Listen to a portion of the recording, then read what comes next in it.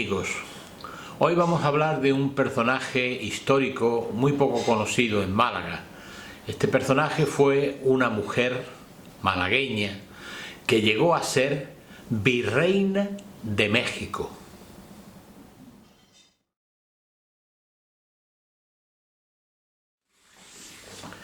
Muchos de ustedes habrán oído hablar de la barriada de la Virreina, que está junto a la otra barriada de La Palmilla, o incluso el Parque de la Virreina, pero sé que muchos desconocen quién fue aquella virreina. Para hablar de esta singular mujer, lo primero que tenemos que hacer es conocer, digamos, la familia, aquella saga de grandes hombres como fueron los Gálvez de Macharabiaya. Sobre los Gálvez tenemos datos que parten desde incluso los Reyes Católicos. Esta saga, este linaje, llegó a su máximo apogeo en el siglo XVIII con la familia de los Gálvez y Gallardo. Ya tengo aquí a mi amiga, los Gálvez y Gallardo. Esto lo formaban principalmente los cuatro hermanos, formados por Matías, José, Antonio y Miguel, los cuatro hermanos Gálvez y Gallardo. Matías era el primogénito de ellos y estaba casado con María Josefa, o se casó con María Josefa de Madrid, no que fuera de Madrid, que se llamaba de Madrid, y se casó con ella y tuvieron dos hijos. Uno de ellos fue el que luego sería muy famoso, Bernardo de Gálvez, y el otro sería su hijo José.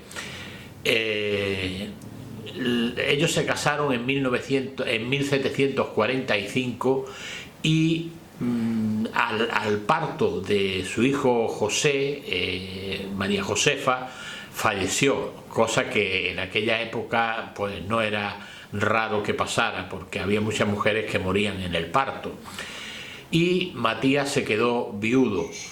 En el año 50, María Josefa murió en el año 48, 1748, y en el año 50, 2 años después, Matías decidió que se quería volver a casar y puso sus ojos en otra prima, porque la primera mujer también fue prima de Matías, y esta era una chica joven. Dicen que de 19 años, sobre esta mujer no hay muchas certezas porque hay muy pocos datos escritos,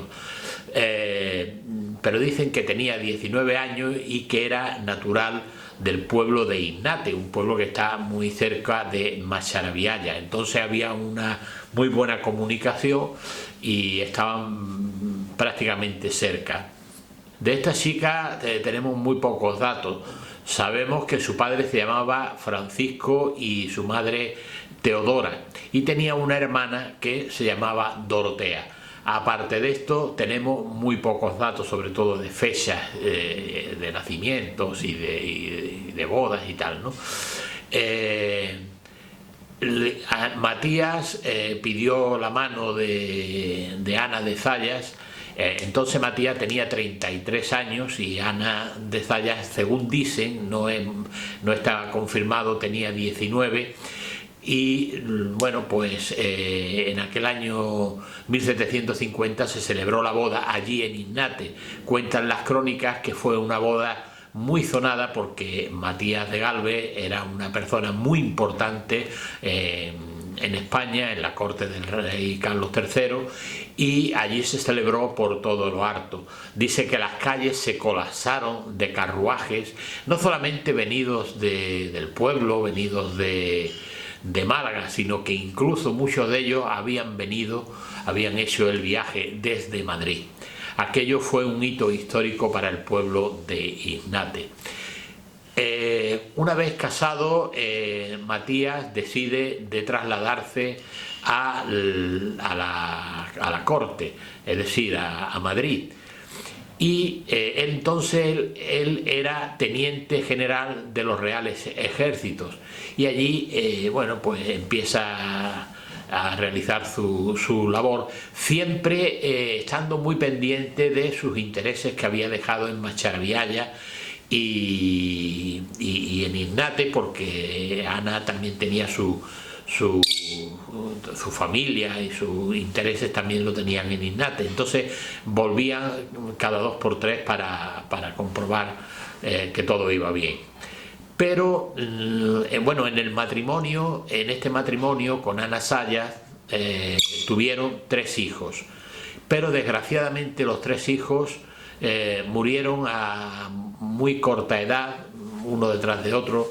La mortalidad infantil en aquella época también era tremenda. Y bueno, lo que ya fue terrible fue que incluso el hijo José, el segundo hijo de Matías, hijastro de Ana, también falleció. Ana estaba también muy desanimada, puesto que ella había puesto todo su cariño en estos 2 hijos de Matías, ya que había perdido a los 3 suyos, y estaba muy encariñada con ellos. Aquello debió de afectarle al matrimonio bastante, tanto que decidieron dejar Madrid y marcharse a Canarias. El hermano de José, el hermano de Matías, José, llevado por sus influencias y tal, le buscó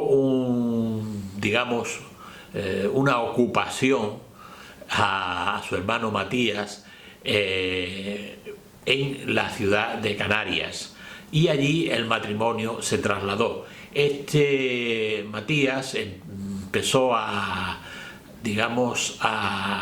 administrar los bienes y tierras del marqués de Guadalcázar, pero allí Matías no se aburrió. Allí Matías no se aburrió y ocupó diferentes cargos, como fueron, por ejemplo, fue administrador de la Real Aduana y el de la renta de tabaco del puerto de Orotava, actual Puerto de la Cruz.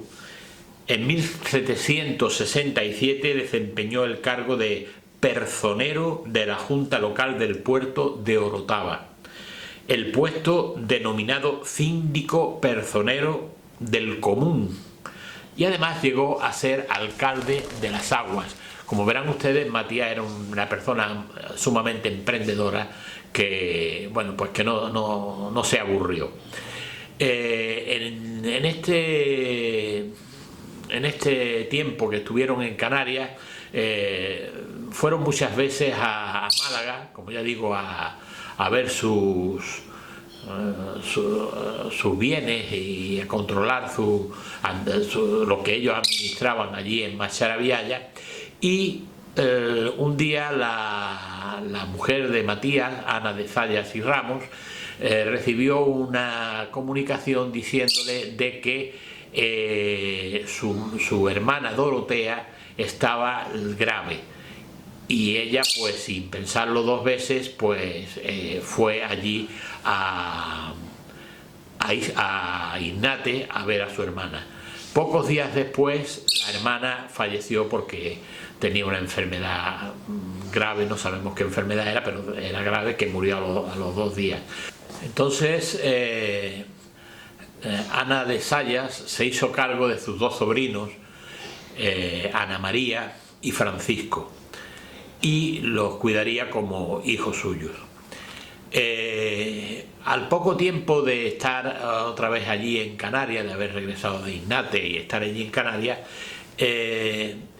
Matías, que era una persona sumamente emprendedora, decidió marcharse a las Américas.